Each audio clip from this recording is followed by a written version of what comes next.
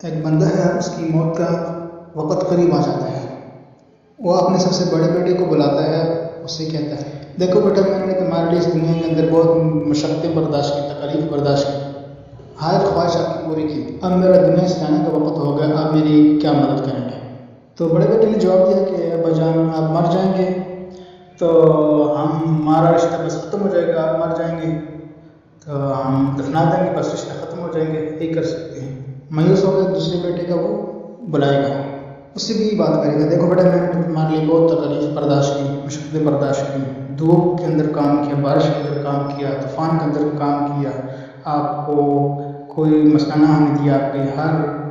بات مانی، ہر بات آپ کی سنی، اب میرا اس دنیا سے جانے کا وقت ہو گیا تو آپ میری کیا مدد کریں گے؟ وہ فرمایا کہ ابا جان، آپ مر جائیں گے تو ہم آپ کو غسل دلائیں گے، کفنا کے قبر تک لے کے جائیں گے، قبر کے والے کا کیا جائیں گے، بس ختم۔ مایوس ہو جائے گا، پھر تیسرے بیٹے کو بلائے گا، سب سے چھوٹا بیٹا، اس سے یہ بات پیش کرے گا۔ وہ کہے گا، ابا جی فکر نہ کریں، ٹینشن پریشان ہونے کی ضرورت نہیں،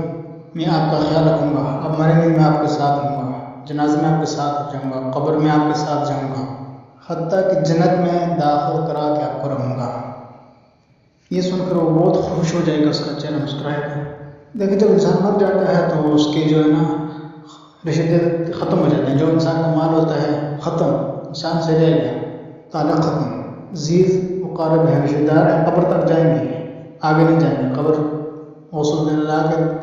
قبر تک لے کے جا کر قبر میں چھوڑ کے آ جائیں گے۔ جو ساتھ تیسری چیز ہے وہ انسان کے نیک اعمال ہے، اس کے اپنے جو اس نے اس دنیا کے اندر رہ کر اللہ کو راضی کیا ہوگا، نماز پڑھی، قرآن پڑھا، روزے رکھے، حج کیا، عمرے کیا، یعنی حقوق اللہ کا لحاظ بھی رکھا اور حقوق العباد کا بھی لحاظ رکھا اس نے۔ وہ انسان کے نیک اعمال ہیں جو انسان کو جنت میں لے کر جائیں گے، باقی چیزیں ختم۔ میری دعا ہے کہ اللہ تعالیٰ ہماری بخشش فرمائے، اللہ تعالیٰ ہم سے راضی ہو جائے۔ میری دعا ہے کہ اللہ تعالیٰ جن لوگوں کی اولادیں ہیں ان کو فرمانبردار بنائے، تاکہ وہ اپنے والدین کے لیے، والدین کی اس دنیا کے رخصت ہونے کے بعد بھی والدین کو یاد رکھیں، دعاؤں میں ان کے لیے دعائیں کرتے رہیں، اور جن کی اولاد نہیں ہے اللہ تعالیٰ ان کو نیک اور صالح اولاد عطا فرمائے، جو ان کے لیے صدقہ جاریہ بنے، جو ایسے عمل کریں، جو ایسے کام کریں کہ والدین کے اس دنیا کے جانے کے بعد ان کا اجر و ثواب ان کو ملے۔ اللہ تعالیٰ سے دعا ہے کہ اللہ تعالیٰ ہم سب کو ایسی اولاد عطا فرمائے۔ اس ویڈیو کو زیادہ سے زیادہ لائک اور شیئر کیجیے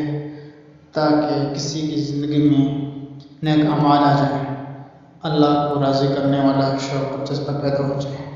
اللہ تعالیٰ جو لوگ بیمار ہیں، پریشان ہیں، اللہ تعالیٰ ان پر اپنا خصوصی فضل کرم فرمائے۔ جو لوگ اس دنیا سے چلے گئے ہمارے عزیز وقارب، اللہ تعالیٰ ان کو جنت الفردوس میں عطا فرمائے۔